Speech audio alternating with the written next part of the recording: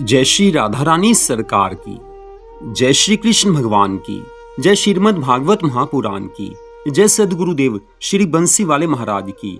श्रीमद् भागवत महापुराण के 9वें स्कंध के अध्याय 14, 15 और 16 की कथा आज हम आपको सुनाने जा रहे हैं, जो कि इस प्रकार है।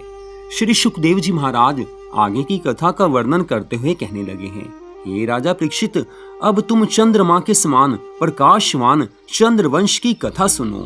भगवान श्री नारायण जी के नाभि कमल द्वारा ब्रह्मा जी की उत्पत्ति हुई थी। ब्रह्मा जी के नेत्र द्वारा अत्रि मुनि का जन्म हुआ।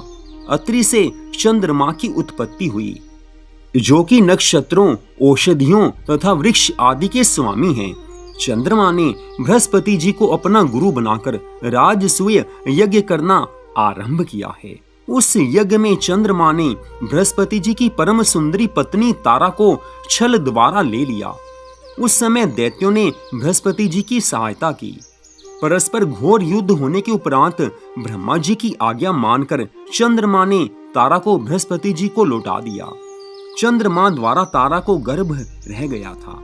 उसे बृहस्पति के क्रोध करने पर तारा ने गिरा दिया।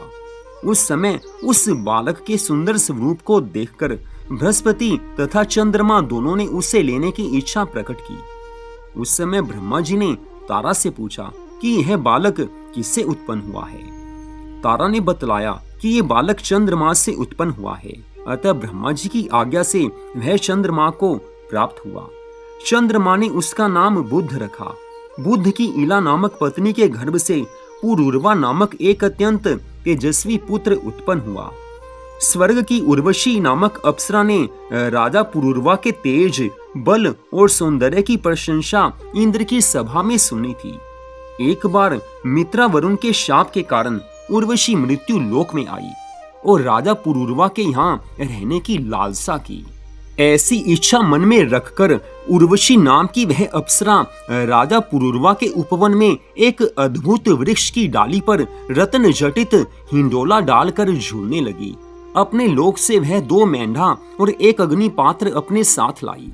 जब राजा ने उर्वशी को अपने उपवन में देखा तो उसके स्वरूप को देखकर मोहित हुए हैं और उसे अपने साथ रहने के लिए मना लिया। उस समय उर्वशी ने राजा को वचनों में बांध लिया और कहा कि हे राजन, यदि तुम 3 प्रतिज्ञा कर लो तो मैं तुम्हारे पास रह सकती हूँ। राजा ने पूछा, वे प्रतिज्ञा कौन सी हैं? उर्वशी ने कहा कि पहली बात तो ये है कि मेरे ये दोनों मेढे कभी दुख ना पावें।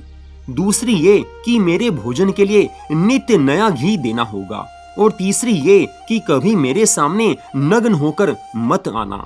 यदि तुमने इसके विपरीत आचरण किया तो मैं उसी समय तुम्हारे पास से चली जाऊंगी। राजा ने तीनों बातें स्वीकार की हैं। उर्वशी को अपने पास रखा है। हे राजा परीक्षित, इस प्रकार मित्रा वरुण के शाप से उर्वशी मृत्यु लोक में रह रही थी और उधर उर्वशी के बिना देवलोक को सूना देखकर देवराज इंद्र ने गंधर्वों को ये आज्ञा दी है कि तुम किसी भी प्रकार से उर्वशी को यहाँ लेकर आओ।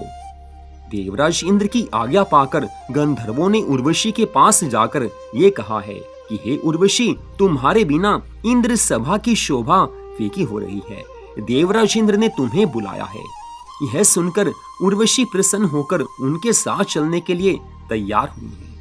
उर्वशी की इच्छा से गंधर्वों ने अपनी माया द्वारा नए घी को पुराने घी में बदलकर उर्वशी को खिला दिया और उन दोनों मेढों को चुराकर आकाश में उड़ चले।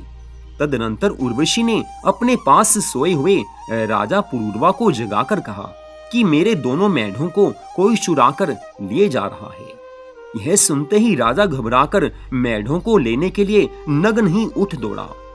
उस समय उर्वशी ने राजा से कहा कि हे राजन, मैंने तुम्हारे साथ प्रतिज्ञा की थी कि जब मैं तुम्हें नग्न देखूंगी अथवा मेरे दोनों मेढे दुख पाएंगे अथवा जिस दिन मुझे नया घी खाने को नहीं मिलेगा, उसी दिन मैं तुम्हें छोड़कर चली जाऊंगी। लेकिन आज तो तीनों बातें एक साथ हुई हैं, इस कारण मैं तुम्हारे पास अब नहीं रहूंगी। इतना कहकर उर्वशी बिजली के समान चमकती हुई वहां से चली गई है। उस समय राजा पुरूरवा उसके वियोग में अत्यंत व्याकुल होकर वन में जाकर उसे ढूंढने लगा है। एक दिन वह उर्वशी को ढूंढता हुआ कुरुक्षेत्र तीर्थ में जा पहुंचा और एक सेमल के वृक्ष के नीचे खड़ा हो गया। उसी समय उर्वशी भी वहां अपनी सखियों के साथ सरस्वती कुंड में स्नान कर रही थी। इतनी कथा सुनाकर श्री सुखदेव जी महाराज कहने लगे हैं कि हे राजा परीक्षित, उस समय राजा पुरूरवा ने उर्वशी को संबोधित करते हुए कहा है कि हे प्राण प्रिय, तेरे वियोग में मेरी ऐसी दशा हो गई है कि मेरा राजपाट सब छूट गया है। तू मुझे छोड़कर क्यों चली गई? उर्वशी ने उत्तर दिया कि हे राजन, इंद्रियों के वशीभूत होकर इस प्रकार हीन क्यों हो रहे हो? पुरुष को जितेंद्रिय बनना चाहिए। विषयों में आसक्त पुरुष माया रूपी स्त्री के वश में होकर अपना सर्वस्व खो देता है। मैं किसी पर आसक्त न होकर केवल अपने सुख से रहती हूँ। जब तक कोई पुरुष मेरे मन को भाता है तभी तक उससे प्रेम रखती हूँ। मैं किसी ज्ञानोपदेश को नहीं मानती, अपनी मन मानी करती हूँ। आज इस प्रकार उर्वशी के द्वारा समझाने पर भी जब राजा को कोई ज्ञान नहीं हुआ तो उर्वशी ने दया करके उससे कहा है कि हे राजन, 1 वर्ष के पश्चात जब दूसरे वर्ष का पहला दिन आएगा, उस दिन 1 रात के लिए मैं तेरे पास आकर अवश्य रहूंगी। इतना कहकर उर्वशी वहां से अदृश्य हुई है। तब राजा राजभवन में लौटकर उस दिन की प्रतीक्षा करने लगा। 1 वर्ष बाद उर्वशी अपने वचनानुसार उसके पास आई और प्रातःकाल होने पर इंद्रलोक को जाने लगी। उस समय राजा पुरूरवा रुदन करने लगा है, रोने लगा है। राजा बार बार उर्वशी से कहने लगा है कि हे उर्वशी, तू मुझे छोड़कर मत जा, मैं तेरे बिना नहीं रह पाऊंगा, तू यहीं रह, मेरे साथ रह। लेकिन उस समय उर्वशी ने कहा कि हे राजन, मैं यहाँ नहीं रह सकती हूँ। यदि तुम मुझे अंतःकरण से चाहते हो, मुझे सच्चा प्रेम करते हो, तो तुम्हें एक मंत्र बताती हूँ।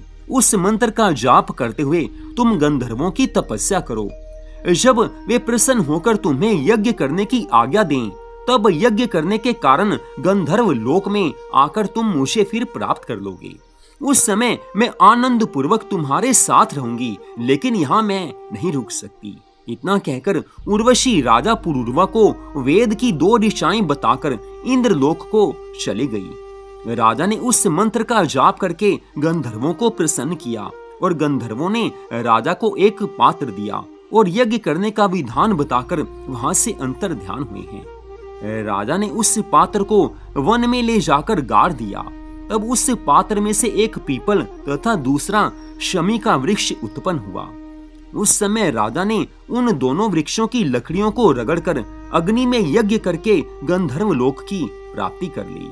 वहां वह उर्वशी को पुनः प्राप्त करके उसके साथ सुखपूर्वक रहने लगा। इतनी कथा सुनाकर श्री सुखदेव जी महाराज कहने लगे हैं, हे राजा परीक्षित, राजा पुरूरवा द्वारा उर्वशी से 6 पुत्र उत्पन्न हुए थे। उनमें सबसे बड़े का नाम आयु था। उसके वंश में जंदू नामक ऐसे प्रतापी महात्मा हुए जिन्होंने जाह्नवी गंगा को अंजलि में भरकर पी लिया। फिर जब देवताओं ने प्रार्थना की तब उसे अपनी गोद से पुत्री रूप में प्रकट कर दिया। उसी दिन से श्री गंगा जी का नाम जाह्नवी पड़ गया। जंदू के वंश में गाधी नाम के अत्यंत प्रतापी राज ऋषि हुए हैं। उनकी सत्यवती नामक कन्या परम सुंदरी और गुणवती थी। एक बार ऋचिक ऋषि ने गाधी के पास जाकर ये कहा कि तुम अपनी कन्या का विवाह हमारे साथ कर दो। इस समय गाधी ऋषि ने उन्हें उत्तर दिया कि जो व्यक्ति मुझे 1 सहस्त्र श्याम करण घोड़े लाकर देगा, उसी के साथ मैं अपनी पुत्री का विवाह करूंगा। यह सुनकर ऋचिक ऋषि ने बड़े परिश्रम से 1 सहस्त्र श्याम करण घोड़े लाकर गाधी को दिए हैं और सत्यवती के साथ अपना विवाह कर लिया है। उस समय गाधी की पत्नी तथा सत्यवती ने ऋचिक ऋषि से ये कहा कि आप कोई ऐसा उपाय कीजिए जिससे हमें पुत्र की प्राप्ति हो। यह सुनकर ऋचिक ऋषि ने अपनी सास और पत्नी को संतान प्राप्त कराने हेतु एक यज्ञ किया है। उस यज्ञ में जो मंत्रों से खीर बनाई गई थी, उसमें से एक भाग उन्होंने अपनी पत्नी और दूसरा भाग सास को खाने को दे दिया है। उनकी सास ने अपने भाग को, जिसे चरु कहा जाता है, वह अपनी पुत्री को खिला दिया और अपनी पुत्री के भाग को स्वयं खा लिया। जब ऋषि स्नान आदि से निवृत्त होकर वापस लौटे और इस भेद को जाना, तब उन्होंने अपनी पत्नी से कहा कि हे सत्यवती, तुमसे बड़ी भूल हो गई है जो तुमने अपनी माता का भाग खा लिया। अब तेरा पुत्र महाशक्तिशाली और क्रोधी क्षत्रिय होगा और तेरा भाई ब्रह्म ज्ञानी और धर्मात्मा ब्राह्मण होगा। यह सुनकर सत्यवती ने प्रार्थना की है कि हे पति देव, आप कोई ऐसा प्रयत्न कीजिए जिससे मेरा पुत्र क्षत्रिय धर्मात्मा ना हो। तब ऋचिक ऋषि ने दूसरे मंत्र पढ़कर अपनी स्त्री से कहा कि अब तेरा पुत्र तो ज्ञानी और धर्मात्मा होगा, परंतु यह काल तेरे पौत्र के शरीर में शक्ति प्रकट करेगा। इस प्रकार सत्यवती के गर्भ से जमदग्नि नामक परम तपस्वी ऋषि का जन्म हुआ। जमदग्नि को रेणुका नामक स्त्री से 4 पुत्र उत्पन्न हुए हैं। उनमें सबसे छोटे परशुराम भगवान श्री नारायण जी के ही अवतार थे। वे बड़े क्रोधी, युद्धकर्ता और महान विजयी थे। उन्होंने 21 बार देवताओं और ब्राह्मणों के द्रोही क्षत्रियों को मारकर उनके वंश का नाश किया था। इतनी कथा सुनाकर श्री सुखदेव जी महाराज कहने लगे हैं, हे राजा परीक्षित, एक दिन प्रभु की इच्छा से एक ऐसा संयोग बन गया कि परशुराम जी की माता रेणुका जल भरने के निमित्त गंगा के किनारे गई हुई थी। वहां चित्ररथ नामक गंधर्व अपनी स्त्रियों के सहित जल विहार कर रहा था। रेणुका कौतूहलवश उसकी जल क्रीड़ा को देखती रही। तब बहुत समय व्यतीत होने पर उसे स्मरण आया कि मेरे पति अग्निहोत्र पर बैठे हुए जल की प्रतीक्षा कर रहे होंगे, अतः मुझे जल्दी आश्रम पर जाना होगा। जब वह शीघ्रता से जल भरकर आश्रम पर आई, तब ऋषि ने अपने योग बल से जान लिया कि रेणुका पराये पुरुष की क्रीड़ा पर मोहित हो गई है। इसलिए रेणुका के वहां पर आने से जमदग्नि ऋषि ने क्रोधित होते हुए अपने तीनों बड़े पुत्रों को ये आज्ञा दी है कि तुम लोग अपनी माता का वध कर दो। यद्यपि आज्ञा पिता ने दी है, लेकिन आज्ञा कठोर है। इस कारण तीनों पुत्रों ने इसे अधर्म समझकर आज उनकी आज्ञा का उल्लंघन कर दिया। तब उन्होंने अपने छोटे पुत्र परशुराम को आज्ञा दी कि तू अपनी माता और तीनों बड़े भाइयों को इसी क्षण मार दे। इस बात को सुनकर परशुराम जी ने अपने मन में विचार किया है कि यद्यपि माता और भाइयों को मारना महान पाप है, तो भी पिता की आज्ञा पालन के आगे ये कुछ भी नहीं है। ऐसा सोचकर परशुराम जी ने अपनी माता और तीनों भाइयों का वध कर दिया है। उस समय महर्षि जमदग्नि ने प्रसन्न होकर कहा है कि हे परशुराम, तूने मेरी आज्ञा का पालन करके अपनी माता और तीनों भाइयों को मार डाला। इससे मैं तुमसे अति प्रसन्न हूँ। अब जो तुझे अच्छा लगे वही वरदान मांग ले, मैं तुम्हें अवश्य वो वरदान दूंगा ही दूंगा। यह सुनकर परशुराम जी ने हाथ जोड़कर प्रार्थना की है, हे पिताजी महाराज, मैं आपसे ये वरदान मांगता हूँ कि आप मेरी माता और तीनों भाइयों को पुनः जीवित कर दें और ये तीनों अपने मारे जाने की बात को भूल जाएं। आज परशुराम जी के इन वचनों को सुनकर महर्षि जमदग्नि प्रसन्न होकर कहने लगे हैं कि हे परशुराम, तेरी बुद्धि को धन्य हो, प्रभु कृपा से ऐसा ही हो। आज महर्षि जमदग्नि के मुख से ऐसे वचन निकलते ही परशुराम जी की माता और तीनों भाई पुनः जीवित हो गए हैं। इतनी कथा सुनाकर श्री सुखदेव जी महाराज कहने लगे हैं, हे राजा परीक्षित, पितृभक्त के तप में ऐसी सामर्थ्य है कि हरि भक्त लोग मरे हुए को भी पुनः जीवित कर सकते हैं। तत्पश्चात परशुराम जी ने ये सोचकर कि मैंने अपनी माता और भाइयों की हत्या तो की है, इसलिए मुझे उस पाप को नष्ट करने के निमित्त प्रायश्चित स्वरूप तीर्थ यात्रा अवश्य करनी चाहिए। आज ये मन में निश्चय करके परशुराम जी पुनः तीर्थ यात्रा के लिए चल दिए हैं। उस समय राजा सहस्त्रबाहु के 100 पुत्रों ने, जो पहले उनके हाथ से बचकर भाग गए थे, आपस में निश्चय किया है कि इस समय परशुराम जी आश्रम पर नहीं हैं, इसलिए हमें उचित है कि हम उनके पिता को मारकर अपने पिता का बदला ले लें। ऐसा निश्चय करके सहस्त्रबाहु के उन 100 पुत्रों ने एक दिन हवन करते समय महर्षि जमदग्नि को मार दिया और उनका मस्तक काट कर अपने साथ ले गई। उस समय रेणुका ने बहुत रोते हुए 21 बार अपनी छाती को पीटकर परशुराम जी को पुकारा।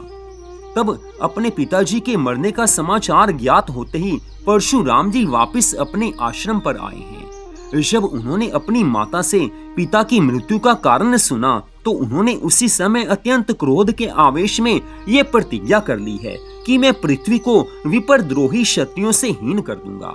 यह प्रतिज्ञा करके परशुराम जी महिष्मतीपुरी में जा पहुंचे। वहां उन्होंने सहस्त्रबाहु के सब पुत्रों को मार डाला है। तत्पश्चात वहां से अपने पिता का मस्तक लाकर उनके धड़ सहित उनकी अंत्येष्टि क्रिया की है। तदुपरांत परशुराम जी ने 21 बार पृथ्वी पर क्षत्रियों को मार मार कर कुरुक्षेत्र में स्नान करके उन राजाओं की सारी पृथ्वी कश्यप वंशी ब्राह्मणों को दान में दे दी है। तो यहीं पर आज की इस कथा का विश्राम होता है। अगले भाग में आप इससे आगे की कथा को सुन पाएंगे। जय श्री राधा रानी सरकार की, जय श्री कृष्ण भगवान की, जय श्रीमद् भागवत महापुराण की, जय सद्गुरुदेव श्री बंसी वाले महाराज की। जय जय श्री राधे, जय जय श्री राधे, जय जय श्री राधे श्याम।